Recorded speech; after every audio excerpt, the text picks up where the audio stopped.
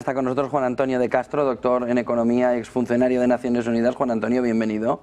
Gracias, buenos días. Feliz inicio de curso. Sí, duro volver de vacaciones, pero bien, listo, preparado. Guerra de Ucrania. Esta noche veíamos una información exclusiva de Reuters que decía que investigadores estadounidenses habían localizado el lugar donde Rusia podría albergar un nuevo misil nuclear ruso para su lanzamiento, donde podría albergar el lanzamiento de ese misil. Vamos escalando en toda la fotografía nuclear cuando se nos empieza a abrir puertas de que pudiera haber un entorno de mesa de negociación de paz.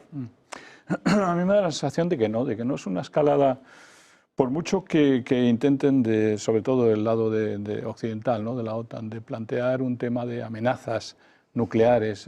Creo que estamos más bien en un compás de espera, en un stand-by en el que cada uno trata de reforzar su posición antes de las negociaciones, ¿no?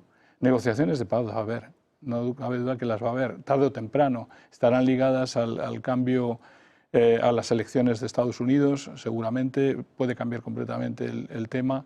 Creo que hay una especie de compás de espera tanto del lado de la OTAN como del lado de Vladimir Putin de tratar de afianzar posiciones, avanzar lo más posible, tratar de tomar el Donbass por parte de Putin y desde luego llegar reforzado a esa negociación. ¿Por qué tiene que tener lugar? Pues porque esto no tiene fin. Esto no tiene fin y afecta también afecta a Europa de manera tremenda. Creo que lo vamos a comentar ahora seguramente sobre el tema de Alemania, ¿no? Pero que duda que esta guerra está afectando a la competitividad europea, al crecimiento europeo y eso no conviene, bueno, por supuesto no conviene a Rusia, pero no conviene a Europa para nada. La manera en que una nueva administración americana se pueda negociar con ella desde Europa de manera diferente podría cambiar las cosas. Hablamos de Europa, llevamos todo el día hablando del tema de Volkswagen alrededor de esa fotografía complicada alrededor del sector automoción. Sin embargo, hemos visto, por ejemplo, en las últimas horas a Polonia decir, aunque la OTAN nos dice que no derribemos misiles rusos en Ucrania, es nuestro deber hacerlo. A pesar de toda esa fotografía, sigue la escalada, sigue el movimiento hacia un choque antes o después entre la OTAN y Rusia, con Europa como elemento fundamental por cercanía. Pues no lo sé, porque desde luego del lado de la OTAN a mí me parece más bien que hay una especie, da la sensación de una marcha atrás, ¿no? Como decir la OTAN, cuidado, no vamos a hacer tanto lío, que no haya jaleo en Polonia, que no vayamos a ir. Es un mensaje contrario a lo que llevábamos oyendo antes de vacaciones, en la que todo era hay que prepararse, esto no acaba nunca, vamos a acabar con Rusia, y están poniendo bombas atómicas en todos los lados. Había una especie de lenguaje muy belicista. Cambia de repente completamente en el lenguaje, es para no creérselo. Simplemente yo creo que es dar ese compás de espera. Lo que quiere la OTAN es dar un compás de espera. Creo que la propia administración americana está a la espera y no quiere tomar decisiones sobre la guerra en Ucrania antes de las elecciones, ¿no? Me da toda esa sensación. A partir de aquí, ¿cómo se puede ver la fotografía a medio plazo, sobre todo en esa mesa de negociación que estabas comentando? ¿Se puede caminar en octubre cuando se supone que hay una segunda cumbre o crees que todavía va a ser muy pronto? Yo creo que habrá comienzo en octubre, ¿no? Y que se confirmará seguramente, quizá después de las elecciones americanas, la negociación completa. Pero que esto tiene que acabar porque no tiene ninguna lógica desde el punto de vista humano, es una catástrofe, ¿no? Completa. Que cada uno va a afianzar sus posiciones, desde luego sí, que Rusia tiene la intención de mantener todo lo que ha conquistado de reloj al Donbass y poder llegar así a la mesa de negociación, y que desde el lado de Ucrania están intentando, los intentos de Kursk no parecen que vayan a llegar muy lejos, como tampoco fue aquella incursión que hubo ya en su momento. Y eso está retrasando, perdón, está retrasando un poco toda la situación. Tenemos una fotografía también de cambio de modelo y sobre todo de crisis de modelo. Está Putin en Mongolia, país que está dentro de aceptar las resoluciones de la Corte Penal Internacional. Putin tiene una orden de arresto. Putin está en Mongolia y no ha sido o no está siendo detenido. ¿Es un mensaje también a que el sistema que tenemos montado hace aguas por determinados lugares? Yo creo que es un mensaje que la famosa idea de que el policía americano de Estados Unidos va a instaurar la democracia, imponerla con sus sanciones. Acabamos de ver con el avión de Maduro, ¿no? De Nicolás Maduro. De que esas lecciones de democracia dadas a los países han demostrado en el fondo no digamos, no ser entendidas internacionalmente, ¿no?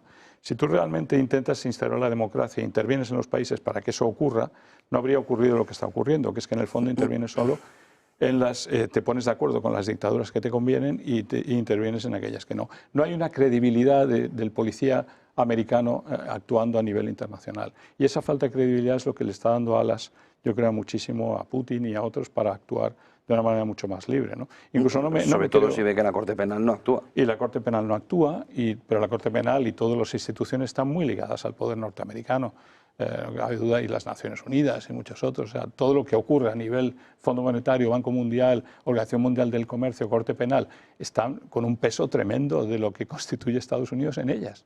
No olvidemos que son instituciones muy intervenidas y muy controladas. En el fondo lo que nos está faltando es una nueva arquitectura internacional, institucional, que no llega nunca porque Bretton Woods ha sucumbido y no hay un sustituto, y lo estamos sustituyendo por unos paliativos, digamos, de gobernanza muy mediocre, tipo globalista, con una serie de visiones que no cuadran. Yo cada vez pienso más que el problema no está en conspiraciones y en los malos o los ricos que están organizando el mundo. Creo que cada vez más está en la irresponsabilidad y la ineficacia absoluta de nuestros políticos. Creo que los políticos no llegan a controlar, es decir, el caos es tal que se les va viniendo encima, que no llegan a controlarlo de una manera lógica y están cometiendo cantidad de errores. Y luego subsanan esos mismos errores, ¿no?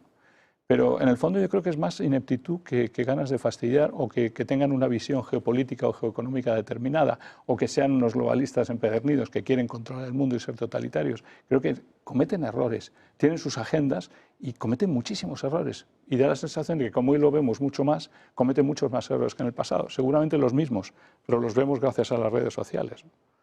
Y el otro punto que llama la atención dentro de ese cambio, ¿no?, de orden mundial es lo que ayer conocíamos alrededor de que Turquía habría solicitado ya hace meses la entrada en los BRICS. Una Turquía que ha pedido la entrada en la Unión Europea, que ve como von der Leyen da entrada, o von der Leyen y el conjunto europeo da entrada a Ucrania, y ayer decía en aquella comparecencia de a las 2 de la tarde, von der Leyen ayer comentaba que los Balcanes deben entrar en Europa, los Balcanes deben darle acceso a Europa a ellos.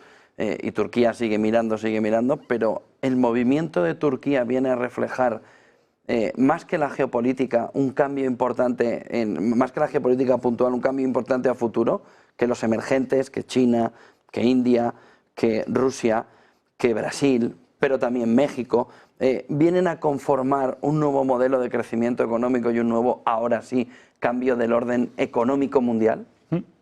Desde luego vienen a conformar un nuevo orden económico, porque están teniendo resultados muy superiores a los que tiene Occidente en este momento, y en particular Europa.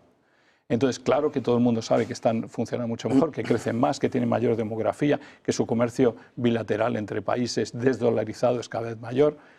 Turquía ve, como otros países, como incluso Argentina lo planteó en su momento, y otros, entrar en BRICS, por la idea de que la estructura, la institucionalidad de Bretton Woods ha desaparecido prácticamente, y que se está creando una nueva. Y cuando hay algo nuevo en creación, te vas situando. Y los países están viendo de dónde pueden sacar más en este momento, más tajada. Lo que todo refleja al final es la gran pelea, la pelea global tecnológica entre China y Estados Unidos. En el fondo, a ver quién controla más. Y esa pelea entre los dos se traduce también a efectos de alianzas en los BRICS ligadas más a China, seguramente, que a Estados Unidos, con la esperanza de que China en el fondo está ganando terreno, y Estados Unidos lo está demostrando por su complejo en este momento frente a China en el plano tecnológico. La gran batalla es realmente el capitalismo en la nube.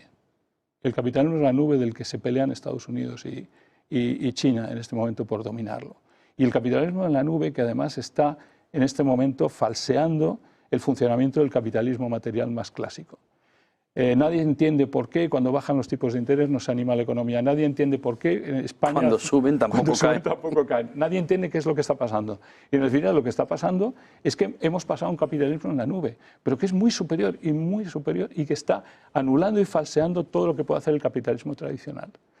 ¿Por qué no nos hemos puesto a pensar en eso? ¿Por qué las Naciones Unidas o el Banco Mundial, el Fondo Monetario, no plantean todas las implicaciones que tiene este cambio? Pues eso tiene también algo ideológico. Y es el hecho de que no querer perder desde el lado de Occidente unas instituciones basadas en un falso Bretton Woods para seguir jugando con el capitalismo en la nube y su lucha con China.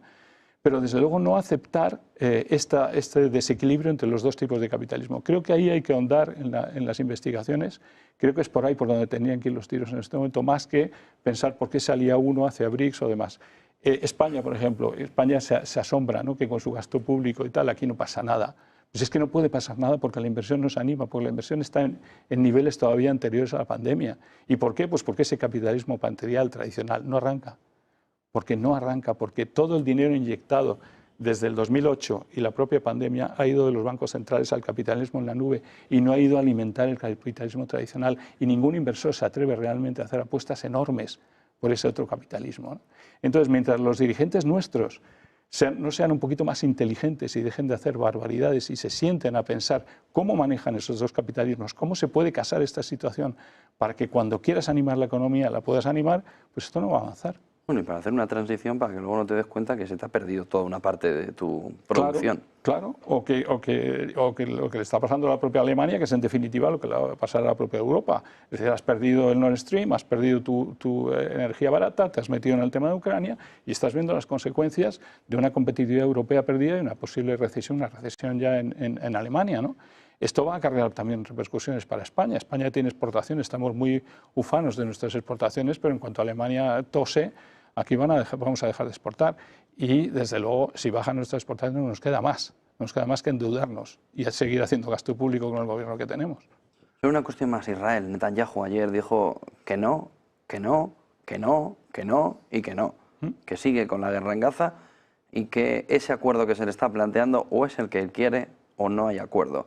¿Cuál es el next step en el entorno de Oriente Medio, en una situación en la que hemos tenido ya demasiados episodios de fiebre, entiéndeme fiebre como metáfora, con Irán en este asunto, y puede volver a reverdecer otra vez esa fiebre en el conjunto de Oriente Medio?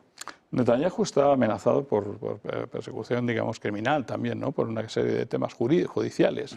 Y no va a querer salir del poder. Ese es yo creo que es un elemento que tenemos que tener en cuenta. Y Netanyahu, a pesar de estar, digamos, de haber tenido protestas enormes en las calles, ¿no?, estos últimos días, parece ser que quiere seguir. Vamos a ver, nadie le va a perdonar que deje morir a los rehenes y que mate a los rehenes, en el fondo, siguiendo atacando y sin negociación. Israel no se lo va a perdonar y tarde o temprano va a caer Netanyahu, ¿no? Creo que es una barbaridad en este momento seguir atizando todavía más el fuego contra Hamás. La verdad es que no se entiende, ¿no?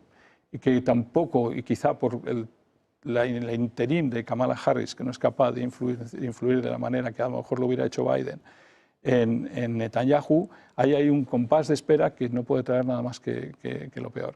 El tema es que aquí el problema principal es preguntarnos por qué el ataque a aquel terrorista de Hamás y la no respuesta inmediata de Israel a aquel ataque que propició todo digamos, el fuego que hay en este momento ahí, por qué no se paró y qué es lo que tenía detrás. Y lo que todos sabemos que tenía detrás es que las cosas se estaban empezando a arreglar, que Arabia Saudí empezaba a jugar el papel mucho más conciliador y que había visiones de una pacificación entre Israel y Hamás. No quisieron los de Hamás, no sé si quisieron los israelíes, el caso es que estamos ahí precisamente porque no se ha querido la paz. Y eso es muy grave. Muchísimas gracias por toda esa fotografía, Juan Antonio de Castro, doctor en Economía, exfuncionario de Naciones Unidas. Buen día, buena vuelta al curso político, al curso y buen negocio. Igualmente, y que sigas con este programa tan estupendo y tus presentaciones que animan un montón. Muchas gracias.